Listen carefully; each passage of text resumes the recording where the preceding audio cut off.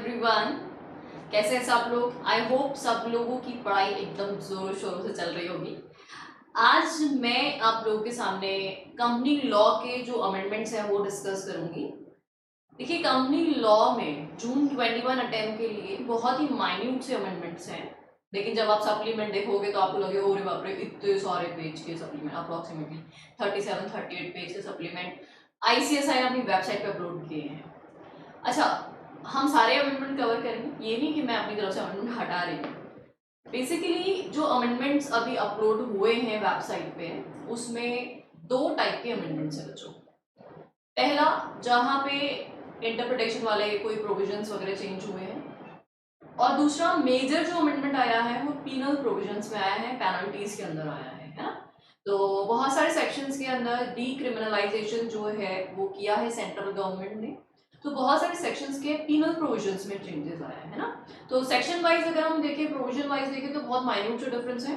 बाकी otherwise major differences आपको कहाँ मिलेंगे, पेनल्टी प्रोविजंस में मिलेंगे। तो एग्जीक्यूटिव लेवल पे वैसे भी हम लोग पेनल्टीज इतनी ज़्यादा जो है वो रेफर नहीं करते हैं, और इतना प्रैक्टिकली मुझे ऐसा लगता है बच्चों के लिए मगअप करना भी इतना इजी नहीं होता कि हम हर सेक्शन की जो प्रोविजंस है पेनल्टी वाले वो रट्टा मार ले कि किसी में 50,000 की पेनल्टी है, किसी में 1 लाख की पेनल्टी है, किसी में 500 रुपए की पेनल्टी है। बट स्टिल, क्योंकि आपको अमेंडमेंट दे रखा है तो आई विल कवर दैट। तो लेट्स सी कौन कौन से अमेंडमेंट्स गिवन है। तो सबसे पहले will discuss about our chapter number 2, that is what share and share capital. इस चैप्टर में क्या क्या अमेंडमेंट्स हैं, लेट्स सी। एक नया जो ई फॉर्म पास 6 है, रिकंसिलेशन के कंसर्न में, reconciliation of share capital and audit report, ये नोटिफाई किया गया है। कौन सा फॉर्म, पैस 6।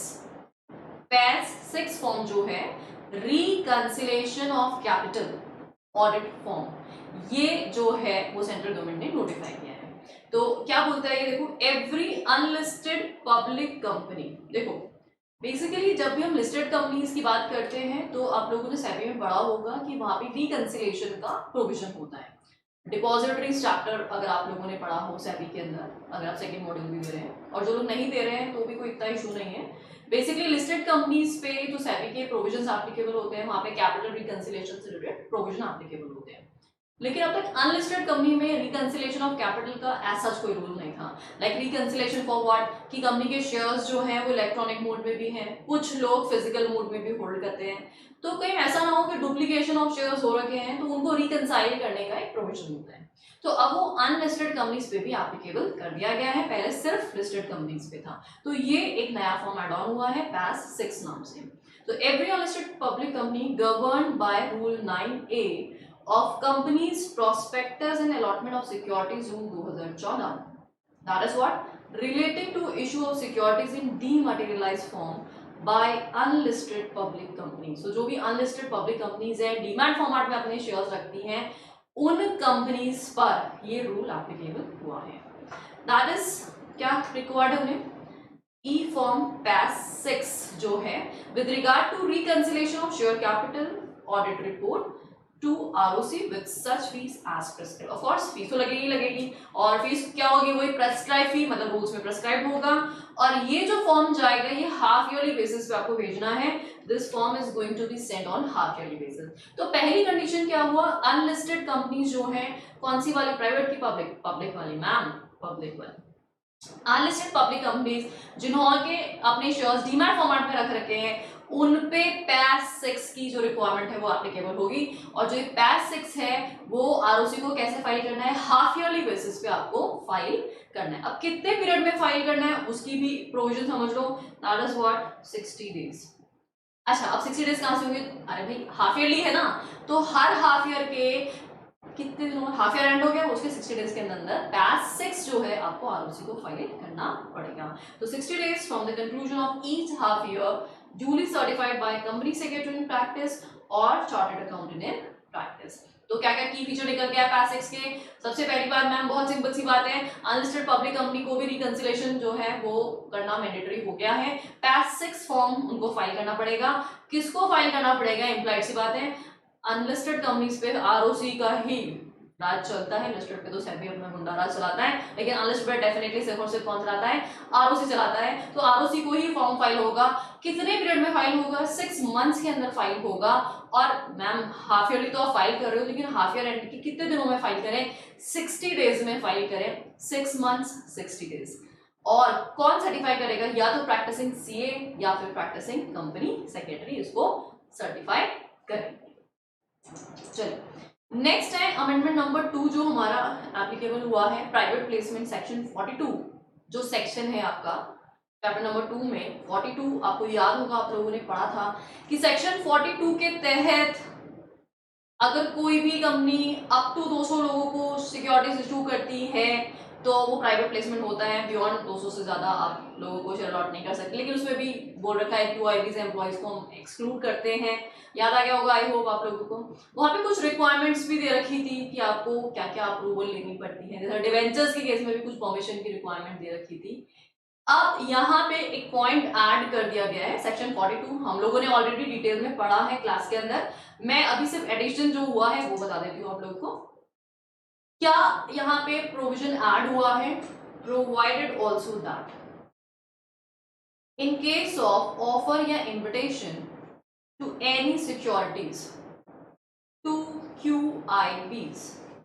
अब अगर आप प्राइवेट प्लेसमेंट किसको कर रहे हो? QIBs को कर रहे हो, तो it shall be sufficient if company passes a previous special resolution only once in a year। only once in a year। ये एक और पॉइंट आपको ऐड करना है वहां पे। देखो वैसे तो जितनी बार आप प्राइवेट प्लेसमेंट करते हैं आपको हर बार क्या करना पड़ता है? स्पेशल रेजोल्यूशन पास करना पड़ता है एवरी टाइम।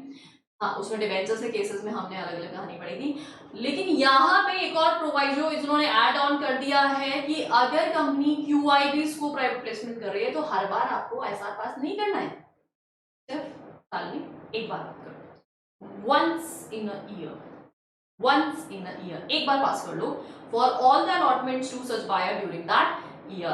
तो यहाँ पे जो भी अलॉटमेंट होंगे वो सारे के सारे अलॉटमेंट के लिए आपने एक सिंगल आपने स्पेशल रेजोल्यूशन पास कर लिया है QIBs के लिए। करेक्ट? सेकेंड अमेंडमेंट समझ में आ गया। फर्स्ट अमेंडमेंट क्या पढ़ा था हमने? नया फॉर्म पास 6 जो है वो इंसर्ट हो गया है। अभी सेकेंड अमेंडमेंट जो हम पढ़ रहे हैं वो प्राइवेट प्लेसमेंट के कंसर्न में यहाँ पे एक और कंडीशन ऐड करेंगे। बाकी सारे प्रोविजन जो आपने पढ़े हैं क्लास में एग्जैक्टली वैसे के वैसे यूज करने हैं। इसके साथ एक प्रोवाइजो और ऐड करना। चलो आगे बढ़ते हैं। नेक्स्ट अमेंडमेंट जो है debt capital and deposit chapter में है आपका। डिपॉजिट की जो डेफिनेशन थी उसमें हमें बहुत सारे एक्सक्लूजन्स पढ़े थे। आई होप याद होगा आप लोगों को। बहुत सारे डिपॉजिट की वैसे भी एक्सक्लूसिव डेफिनेशन हमने पढ़ी थी कि डिपॉजिट क्या है। वो तो एक लाइन में दे रखा था भैया बोरोइंग है, लेकिन क्या क्या नहीं है उसकी हमने बहुत सारी रामायण पढ़ी थी। और उसमें से एक रामायण हमने पढ़ी थी इन रिगार्ड ऑफ स्टार्टअप्स के बारे में पढ़ा था। क्या पढ़ा था कि 25 लाख रुपीज या मोर रिसीव्ड बाय स्टार्टअप एंड याद आ गई कंडीशन। उसमें एक लिमिट दे रखी थी कितने साल की? 5 years। 5 years। तो आपको ज्यादा कुछ करेक्शन नहीं करना, सिर्फ वो 5 साल को कट करके कितना कर देना है? 10 साल। That's it. This is a simple amendment जहाँ पे आपको 5 साल को कट करके 5 years को कट कर देना है। बाकी पूरा entire provision same to same है, उसको क्या बना देना है? 10 years बना देना है ना? इतना सिंपल सा amendment.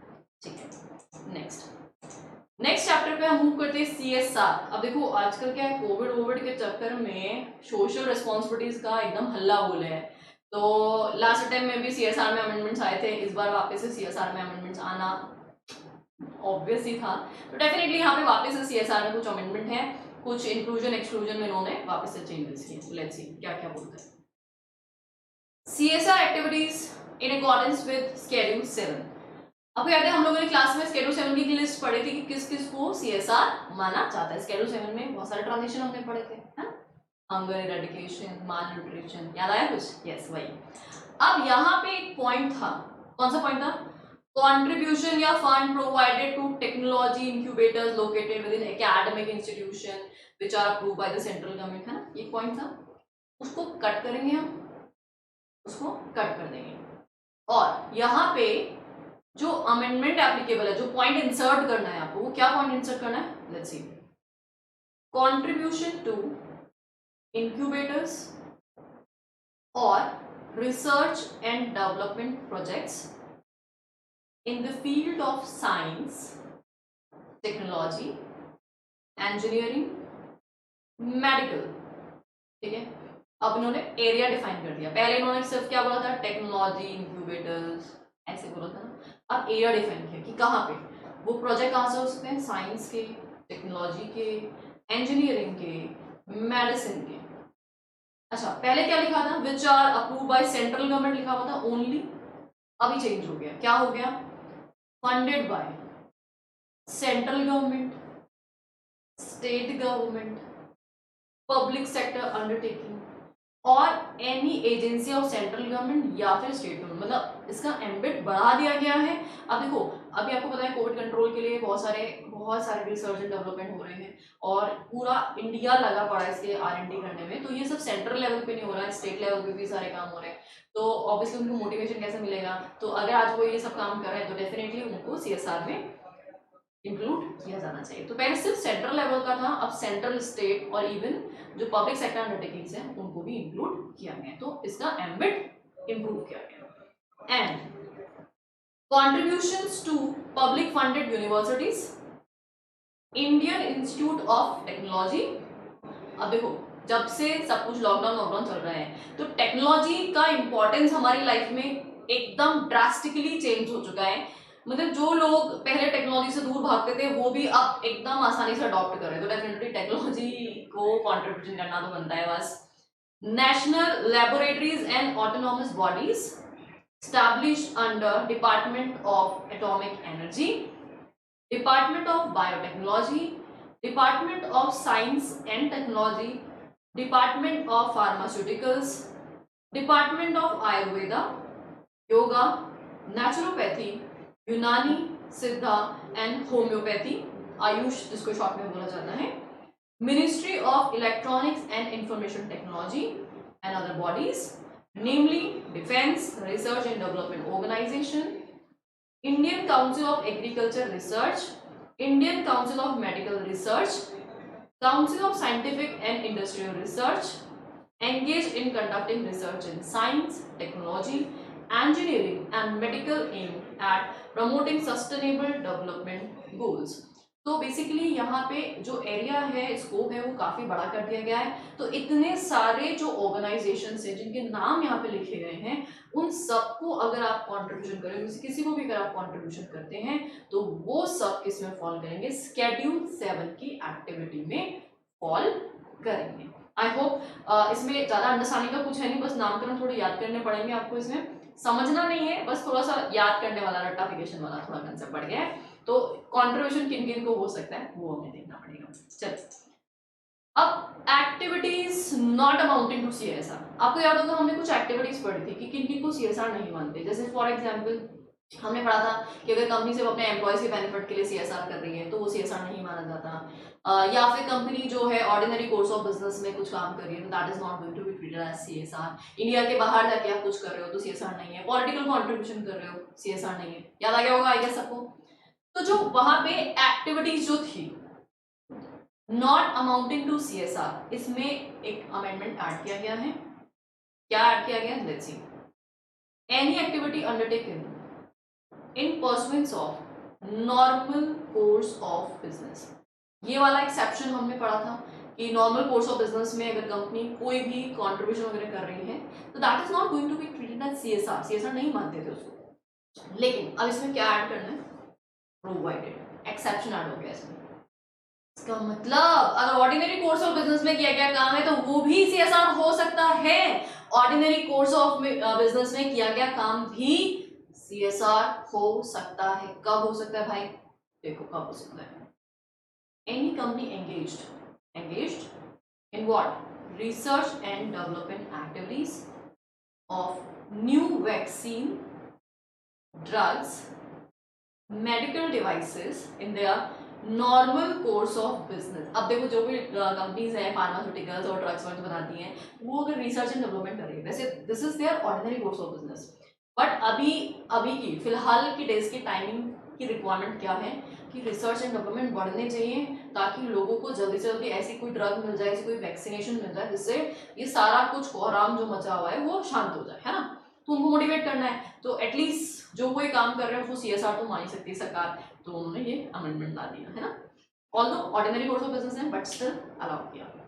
May undertake research and development activity of new vaccine, drugs and medical devices related to COVID-19 for financial year 2020-21, 21-22 and 22-23।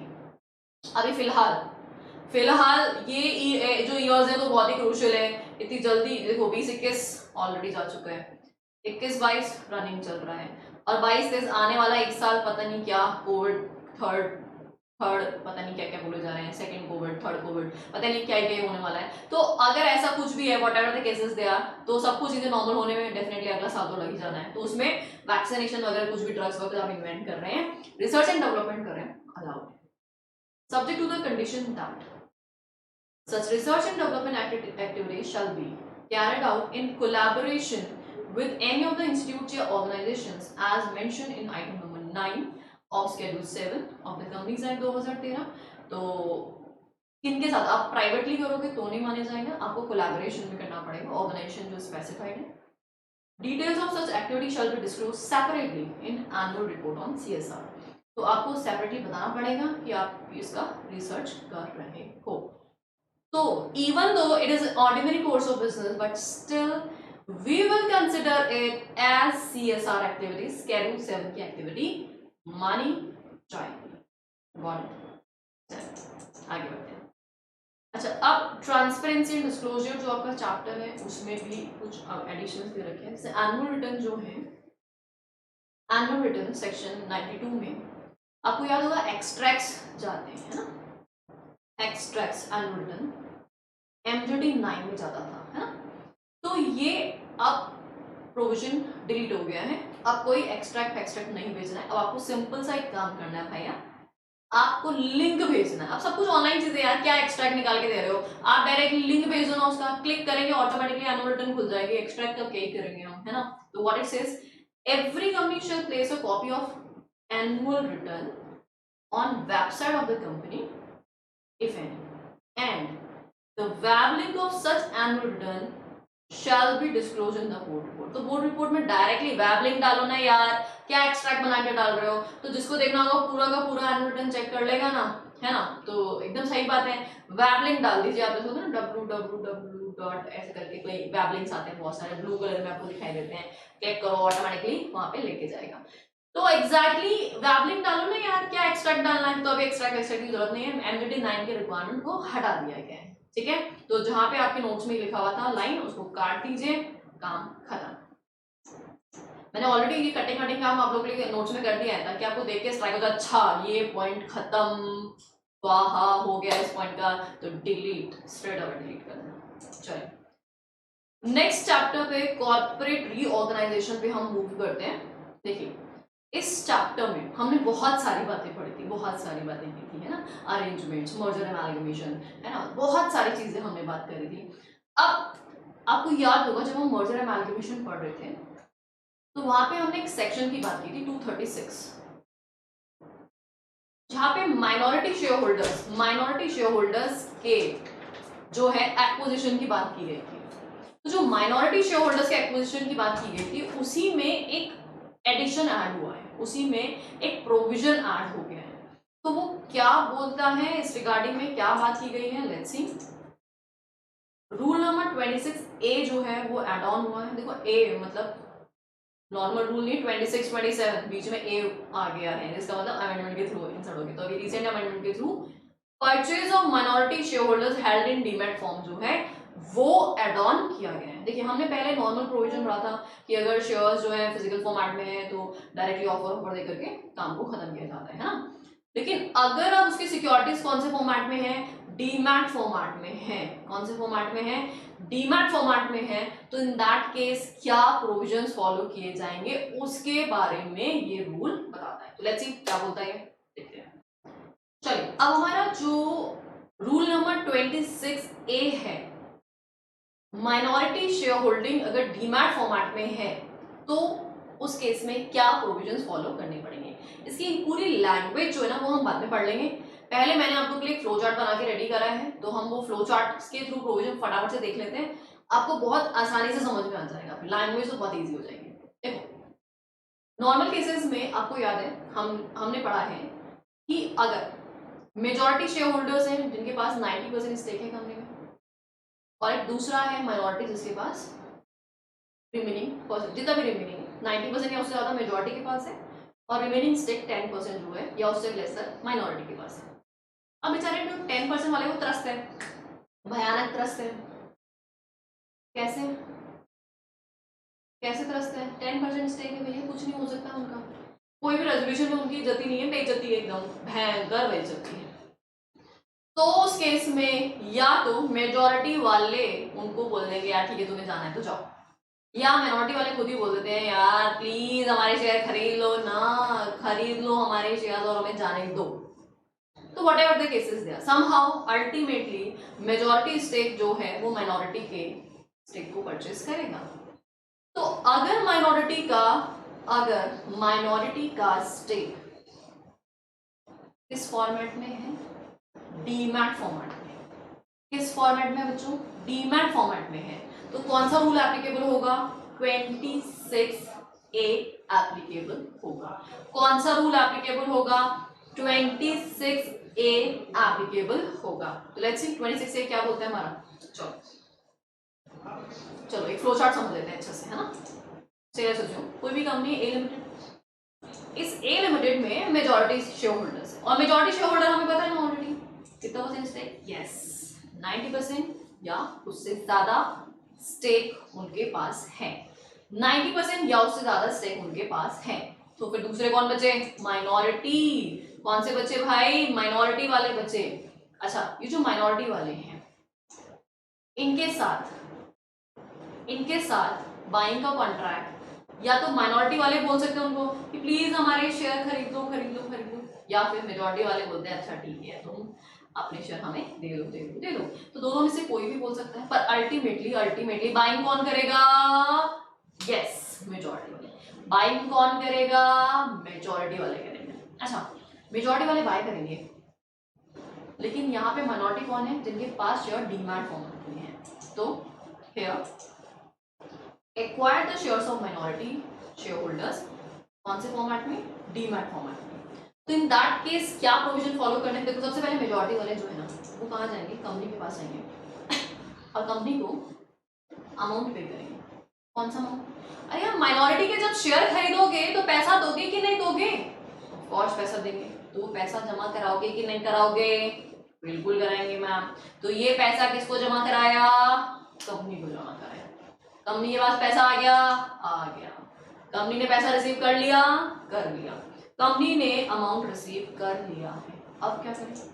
अब जो अमाउंट रिसीव होना कंपनी को, उसके अमाउंट रिसीव होने के कितने 2 वीक्स के अंदर, अमाउंट रिसीव होने के कितने 2 वीक्स के अंदर अंदर क्या किया जाएगा? कंपनी वेरीफाई करेगी। क्या वेरीफाई करेंगे? Details of shares held by minority share holders in demat firm. भैया ये जो लोग हैं ये अपने शेयर बेच रहे हैं, तो क्या एक्चुअल में इनके पास शेयर है भी कि नहीं है? पता चले कि किसी पर्सन के पास शेयर थे ही नहीं, ऐसे बोल दिया मैं माइनॉरिटी शेयर होल्डर हूं, मेरे पास शेयर है कंपनी के, और बेचारे मेजॉरिटी वालों ने उनको पेमेंट कर दिया। गलत बात, एकदम गलत बात। तो यहाँ पे सबसे पहले कंपनी वेरीफाई करेगी उनकी डिटेल्स को। कितने पीरियड में वेरीफाई कर लेना चाहिए? 2 वीक्स। कहाँ से 2 वीक्स? मेजॉरिटी से पेमेंट रिसीव होने के 2 वीक्स के अंदर वेरीफाई कर लेगी। देन उसके बाद कंपनी क्या करेगी? अब कंपनी ने वेरिफिकेशन कर लिया, सब कुछ ठीक ठाक है। अब कंपनी नोटिस देगी सच माइनॉरिटी शेयर होल्डर्स को। नोटिस देगी माइनॉरिटी शेयर होल्डर्स को। किसके बारे में नोटिस देगी भाई? कट ऑफ डेट के बारे में। अभी कट ऑफ क्या है बता रही हूँ। कट ऑफ डेट के बारे में इंटीमेशन देगी, और ये इंटीमेशन कैसे जाएगी? बाय रजिस्टर्ड पोस्ट या स्पीड पोस्ट या कुरियर या ईमेल। तो मोड ऑफ सेंडिंग भी दे रखे हैं कि कौन कौन से मोड आप अडॉप्ट कर सकते हैं। तो कौन कौन से हो सकते हैं? रजिस्टर्ड पोस्ट भी हो सकता है, स्पीड पोस्ट भी हो सकता है, कुरियर भी हो सकता है, मेल भी हो सकता है। जैसे भी आपको भेजना है आप इसको भेज सकते हो। अब यहाँ पे एक नया वर्ड यूज किया गया, that is what, cut off date. आखिरकार ये कट ऑफ डेट होती क्या है? देखो, कट ऑफ डेट से हमारा मतलब है उस डेट से जिसमें shares of minority share holders debited from their account and credited in demat account of the company. क्या बोला? माइनॉरिटी के शेयर्स उनके अकाउंट से क्या होंगे? डेबिट होंगे, क्योंकि वो बेच रहे हैं शेयर। अब बेचेंगे तो उनके शेयर खत्म होंगे ना, तो खत्म होंगे तो क्या होगा? डेबिट होएगा। और किसके अकाउंट में जाएंगे शेयर्स? कंपनी के अकाउंट में जाएंगे। तो यहाँ पे credited in the demat account of company, तो कंपनी के अकाउंट में जो क्रेडिट हो रहा है ना, वो डेट जो है उससे 1 महीने पहले वाली डेट, उससे कौन सी date? 1 month before the date. तो जिस दिन माइनॉरिटी के शेयर्स कंपनी के अकाउंट में ट्रांसफर होंगे, उस दिन से एग्जैक्टली 1 महीने पहले वाली जो डेट होगी उसको क्या बोलते हैं? कट ऑफ डेट बोलते हैं। तो वो कट ऑफ डेट जो है उसका नोटिस जो है वो कंपनी भेजेगी। किसको भेजेगी? ऑफ कोर्स शेयरहोल्डर्स को भेजेगी, भैया कट ऑफ डेट अनाउंस हो रही है और अब आपके शेयर्स जो है परचेस किए जाएंगे। अच्छा, कट ऑफ डेट की इंटीमेशन भी भेजनी पड़ेगी किसको? कॉपी पब्लिश की जाएगी किसमें? न्यूज़पेपर में, English, local and publish on website of the company. अच्छा, कंपनीज एक्ट में जनरली 2 न्यूज़पेपर चलते हैं, इंग्लिश एंड वर्नाकुलर, है ना? सेबी में 3 न्यूज़पेपर चलते हैं, यहाँ पे 2 ही चलते हैं, इंग्लिश और वर्नाकुलर। और साथ ही साथ में क्या डाल देना? वेबसाइट पे भी डाल देना कट ऑफ डेट की इंटीमेशन। तो जैसे ही आपने नोटिस दिया माइनॉरिटी शेयर होल्डर को, साइमल्टेनियसली आपको कॉपी क्या करनी? न्यूज़पेपर में भी डालनी है और वेबसाइट पे भी अपलोड करना है। एक बार यहाँ तक रिपीट कर देती हूँ वापस से।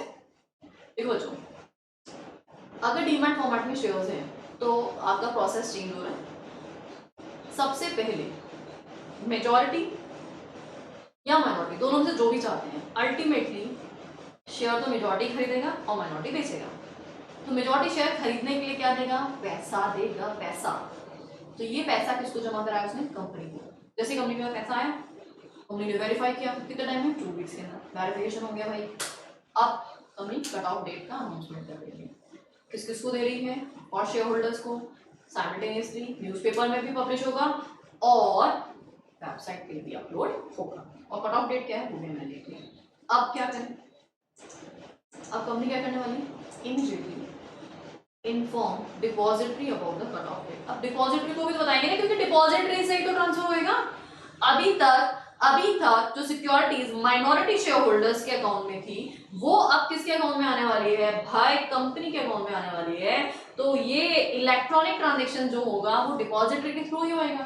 तो डिपॉजिटरी को तो इंटीमेट करना पड़ेगा ना हमें कट ऑफ डेट का। तो कोई बता दिया, ठीक है भाई।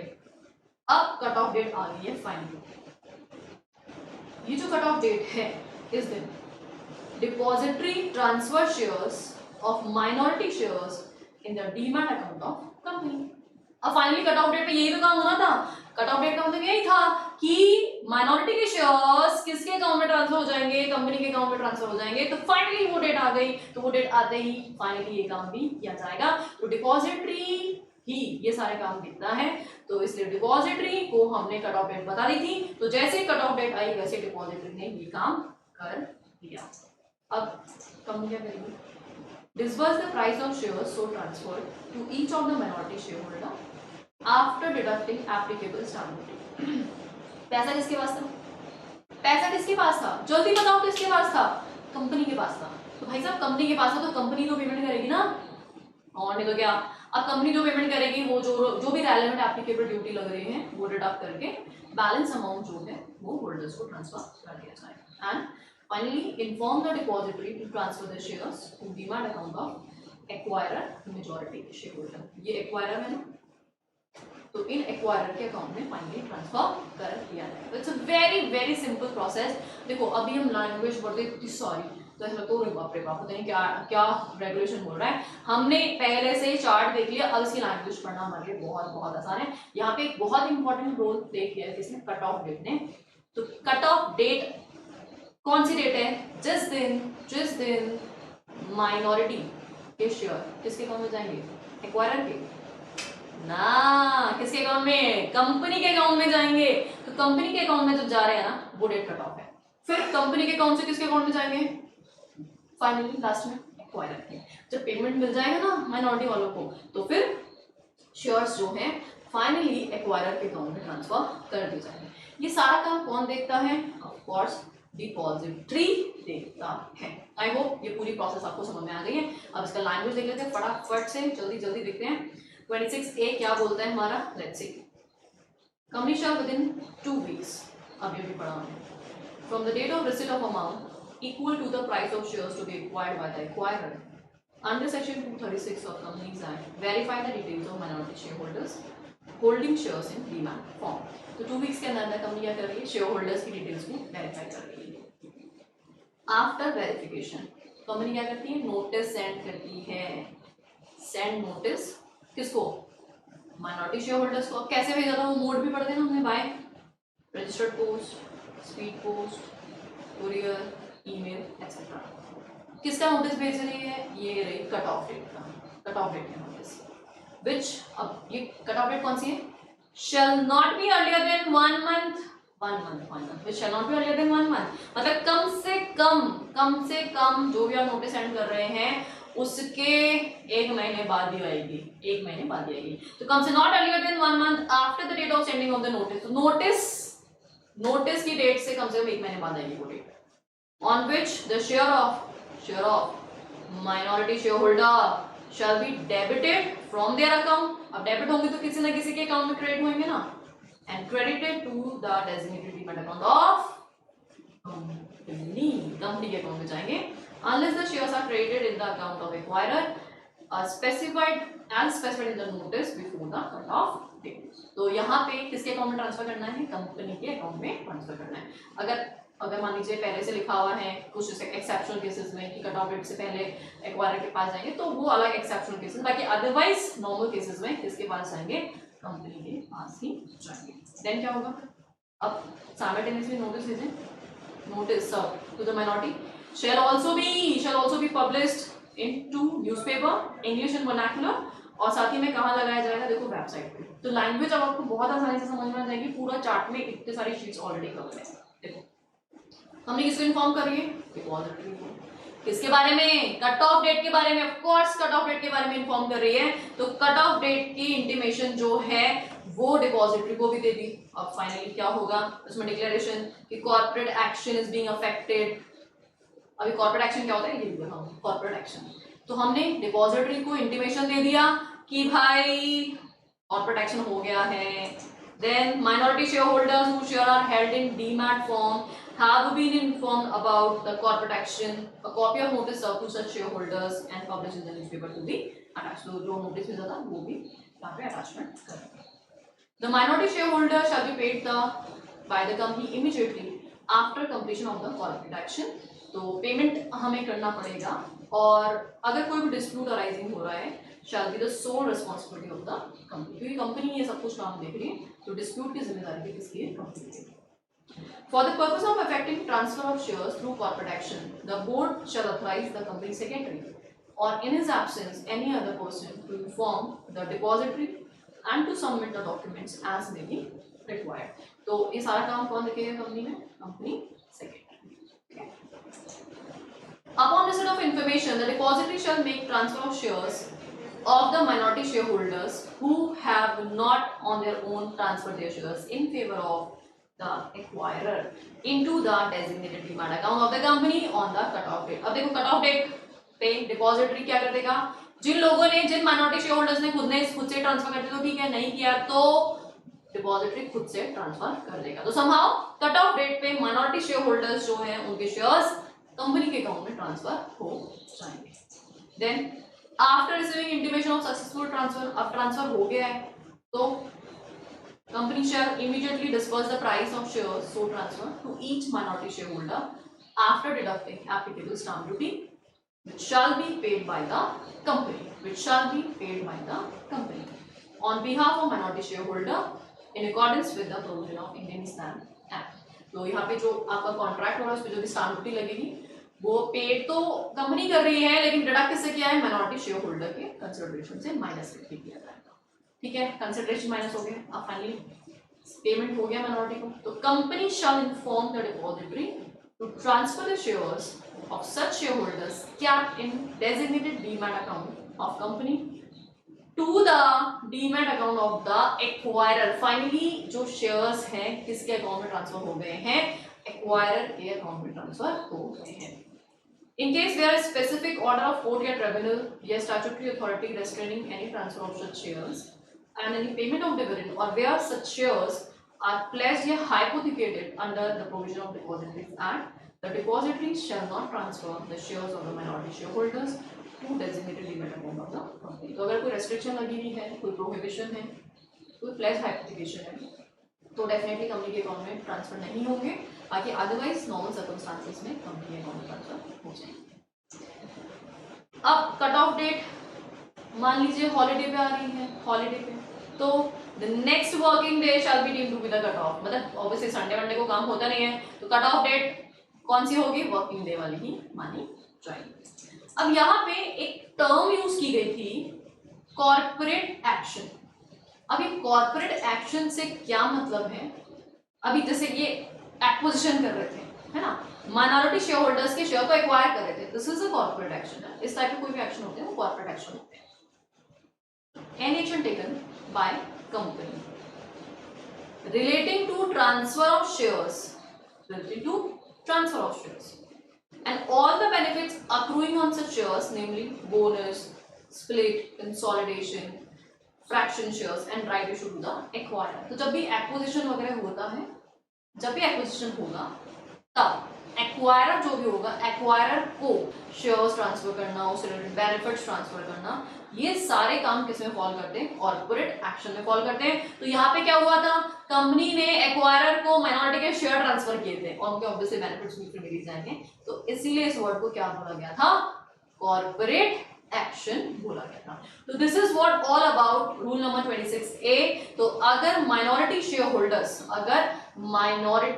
होल्डर्स के शेयर्स डीमैट फॉर्मेट में हैं तो आपको ये रूल फॉलो करना पड़ेगा. आई होप ये सबको समझ में आ गया है. लैंग्वेज ना भी पढ़ो ना तो आप अगर फ्लो चार्ट अच्छे से देख लो ना बच्चों, तो आपको पूरा प्रोविजन एकदम समझ में आ जाएगा. तो फ्लो चार्ट को गो थ्रू करना एक बार, फिर उसके बाद लैंग्वेज में देखना, फटाफट याद हो जाएगा. एक बार रिकैप करा तू जल्दी से. सबसे पहले जो मेजॉरिटी है खरीदना चाहते हैं तो क्या करेंगे, पेमेंट किसको, कंपनी को बीच में लेके पेमेंट करेंगे. कंपनी को उन्होंने पेमेंट किया, कंपनी ने 2 महीने के 2 महीने ना 2 वीक के अंदर 2 वीक्स के अंदर क्या करेगी कंपनी, वेरीफाई करेगी. ओहो डिटेल्स वेरीफाइड.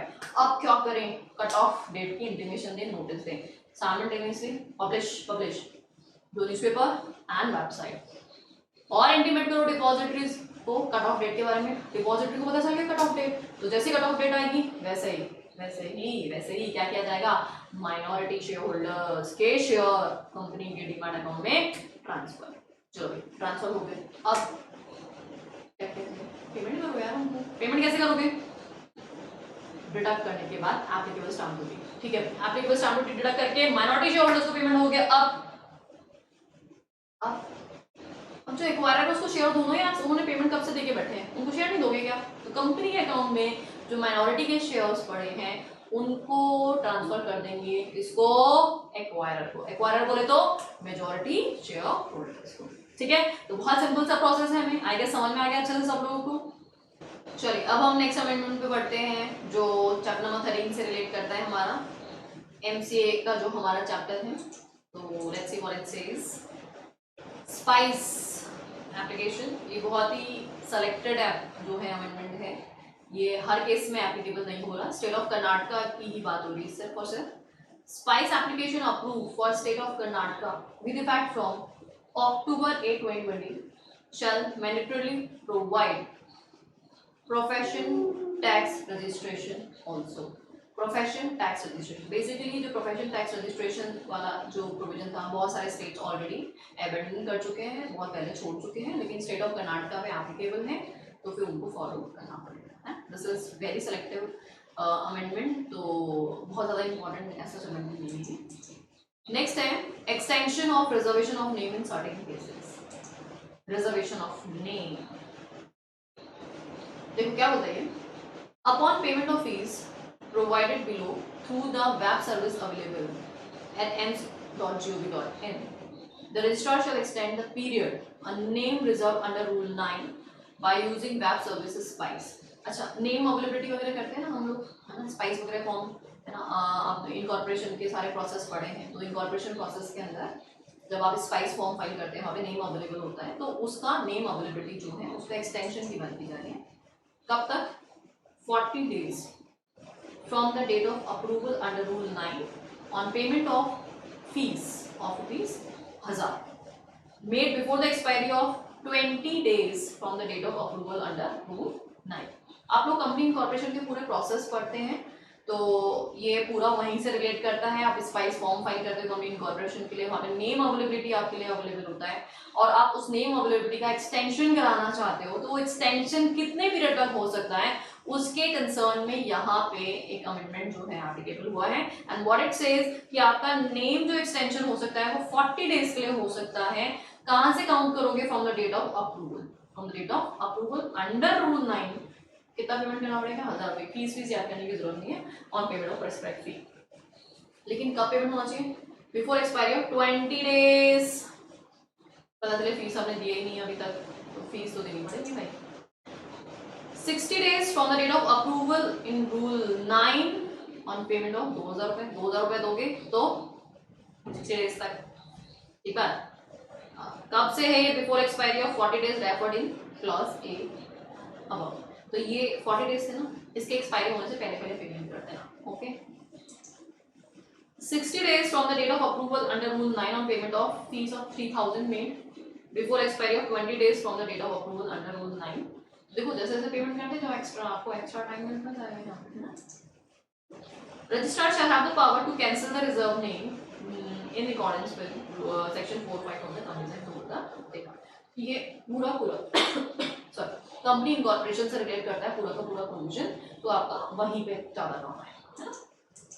अब जो मैं आपको बात कर रही थी कि हमारे यहाँ पे मेजर अमेंडमेंट पेनल्टी से कंसर्न है, मैं आपको बता देती हूँ कि किस टाइप की पेनल्टीज के अमेंडमेंट्स यहाँ पे कवर किए गए हैं।